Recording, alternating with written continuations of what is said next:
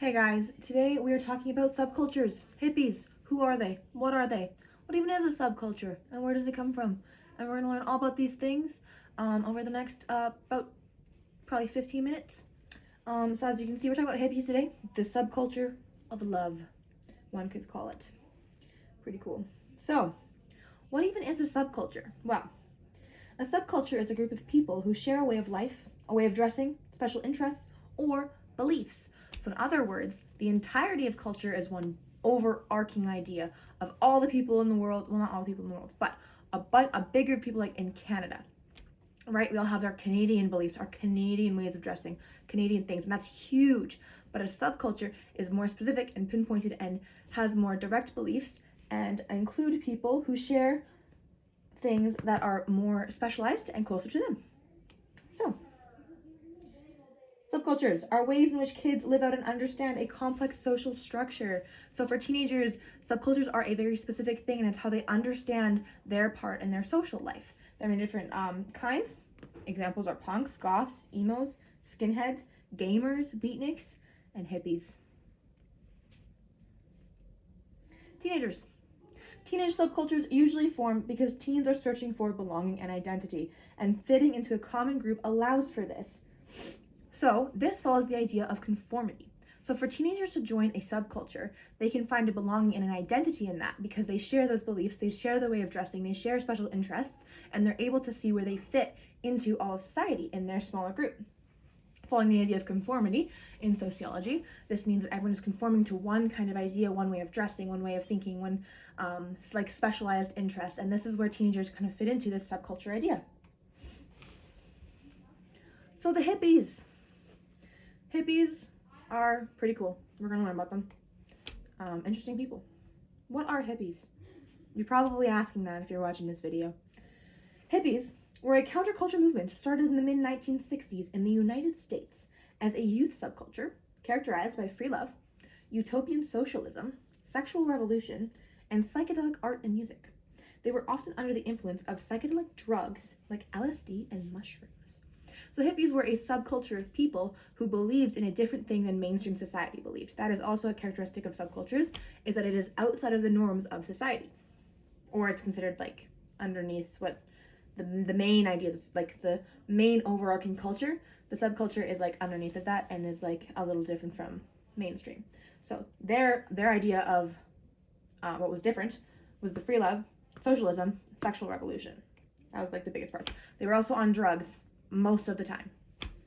So a little bit of history for you about the hippies.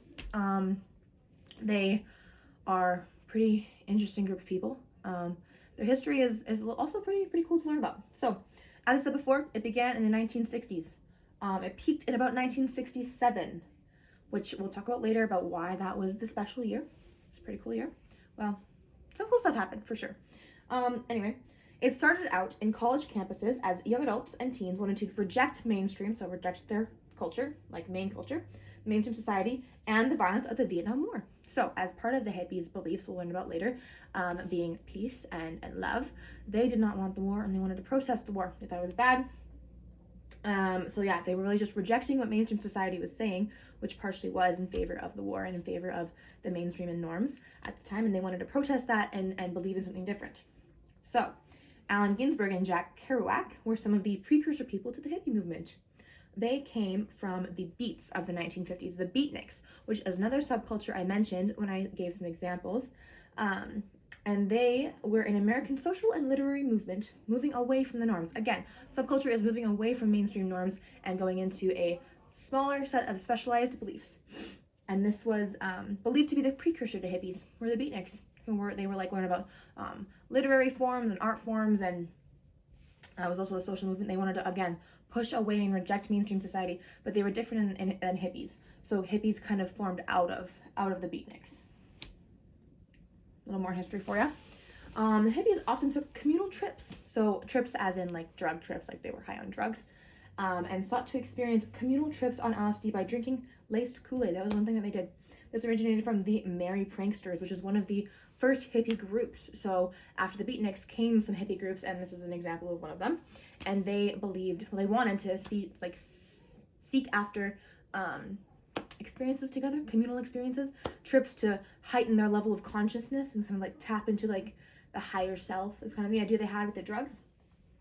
So that, oh, here we go, 1967. 1967, why is it important? The hippie movement peaked during the Summer of Love in 1967, where over 100,000 people gathered in the Haight-Ashbury district in San Francisco. There's videos all over the place about what happened here. It was the hugest gathering of hippies. It was gigantic. They gathered to question social and political norms and experiment with their drug use together. While this commune in San Francisco is the best remembered, hippies gathered all over America during this time. So the Summer of Love in 1967 is what was thought to be the biggest gathering of hippies in San Francisco. But there's also gatherings all over the country, which we don't hear as much about those ones, but they also happened. And this was just all of the hippies coming together, and they were protesting the Vietnam War. Like I said, they were protesting, rejecting social norms, protesting the violence, and saying we need to have love and peace in the world. Their style and appearance. Every subculture kind of has their own way of dressing and looking, and for the hippies, it was very, very flowy and free, and just like rejecting anything tight and uptight, I guess is probably a better word to use. It's like the suits and the fancy little prim and proper dresses. Instead, the girls would wear flowy dresses that were just like flower prints, and they wanted their tie-dye and their kind of like psychedelic images, because they would like take their drugs, and psychedelic images on the drugs look crazy. So that was pretty good for them. They had unconventional outfits, so they would wear things that mainstream society would probably deem as strange or odd.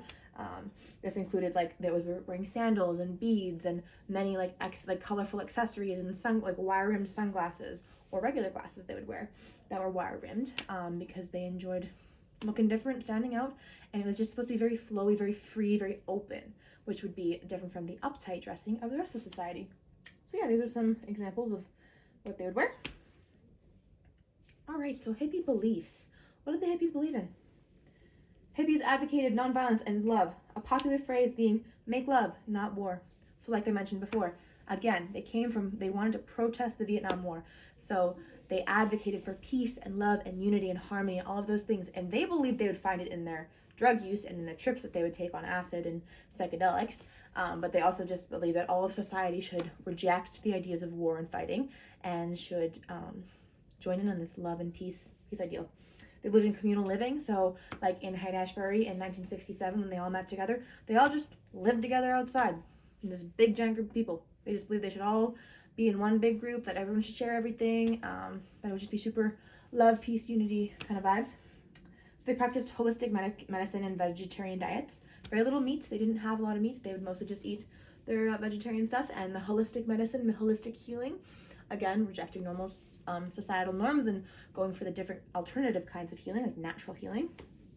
They believed in free love for everyone, that you should be able to love whoever you want. So this means they had open sexual relationships. This was a big step for the gay people, LGBTQ people. They were very accepted and welcomed here, and they were uplifted really in their sexual relations, because they believed that you should be able to love whoever you want, wherever you want, in whatever way you want to. So they had STDs were pretty rampant in hippie society because of that, because they believed they should all just be able to do whatever they wanted with everyone. This came from partly, they believed in the communal living, everyone together. They believed in the free love and open harmony of all things. So that was a big thing. And they also believed that the hallucinogens, so the drugs, would expand their consciousness, and that this would bring enlightenment. So in their search for truth on their drug trips, they would believe that it would let them access their higher selves and take them to this road to enlightenment, to better themselves and better the future. So, yeah. So we know about the hippies now. We know what subcultures are. What can we do as a church to serve them? So in the past, how has the church already reached out to the hippie culture? Well, there was evangelism in the area when the Summer of Love was in full swing. They were encouraging people to give up their drugs. So when the Haight-Ashbury area, when that was going on in 1967, there were many, well, not many, but there were some, good number, of evangelists going out and encouraging the people to give up their drug use and to seek for what they were actually looking for, which is Jesus, as we know. They didn't, but there'd be many evangelists going out there. And then there'd be street Christians going and helping the hippies that became homeless and hungry because of their drug use. So obviously drugs cost money, and even in the shared living, like access and finding it would still, someone has to pay money, right? So a lot of the hippies ended up homeless and hungry, and they needed a lot of help. So there'd be Christians who would go out in the streets and they would serve them in that way. Another really cool thing that I found out about is that there was a coffee house called The Living Room, which was opened a block away from the Haight-Ashbury area, which was a Christian coffee shop that many runaway hippies would go to and meet loving Christian workers there. So a lot of them would come into contact with the Christian workers at the store, and they would actually be able to learn about Jesus. And a lot of really cool people would enter into this coffee shop, and they would get to know the Lord because of this coffee shop that they opened. So that was a really cool way of evangelizing. They went into the area that the people were in, and instead of condemning them, they actually were there to serve them, and they were able to give them coffee, and they were able to help with, like, for the runaway hippies, to give them like blankets and food and stuff, and figure out shelter for them, which was really cool. And how can we as a church reach out now? Great question. Well, take the gospel where the action is number one. So reach out to their community first. We can't always wait for people to come to us as Christians to be able to serve communities. Sometimes we have to go to them, and we have to go and talk to them first and then make the initiative, because Christianity doesn't always have a good name, and it doesn't have a good light for hippies. Hippies were trying to get away from the Christian societal norms and go into their own ideas, and this for them meant that they just rejected all of Christianity. So we as Christians now need to go and spread the gospel for them. And a good example of this is John 15:9, which talks about being in the world but not of the world. Like, if the world, you're part of the world that's going to hate you because you're a Christian, but we still need to be out there and serving. Open up your congregations, guys. This is number 2. Make your church accessible and open to those of different subcultures. So this, in the movie Jesus Revolution, they do this. They open up their doors, they invite the hippies in, and they make it known and clear to everyone that their church is there for all people. It's not a place of condemnation and a place of judgment, but rather a place of open and welcoming. So that people could come in and sit, and even if they were doing things that weren't believed to be right, that we don't agree with, it's still open for them, it's still accessible to them, it's still loving to them to be a part of it. So this goes along with 1 John 4:7, which talks about being loving and caring of everyone, regardless of different beliefs. So we should love all people, even if we don't agree with them, regardless of our stance. And a third way we can do this is through home groups, small groups from our churches. So if we begin welcoming home small groups over meals that integrates everyone, this brings fellowship. This invites a group of people who believe in communal shared living, who believe in free love and just all sharing everything and being together, and bringing them into your home and offering them food and laughter and love. It will show them that Christianity is truly for everyone. It is a communal community event, that it is for all people to become and be together and believe in the same God that saved us and be accepted for who we are truly, not for what the world tells us or what we think we are, but for who God says we are. And this is able to bring us that.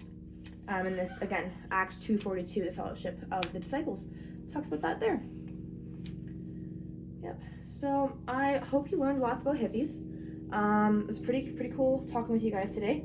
There's my references here. Got a pretty long list of them. So yeah, the hippies were pretty cool subculture of people, and they definitely are still around today. It's different. It doesn't look the same as it did back in 1967, but we still need to reach out to them and do our best to serve them where they are by the steps that I explained, and through just understanding their beliefs and who they are as people, because you know what, they're people and we can serve them, can't we? So thanks for listening.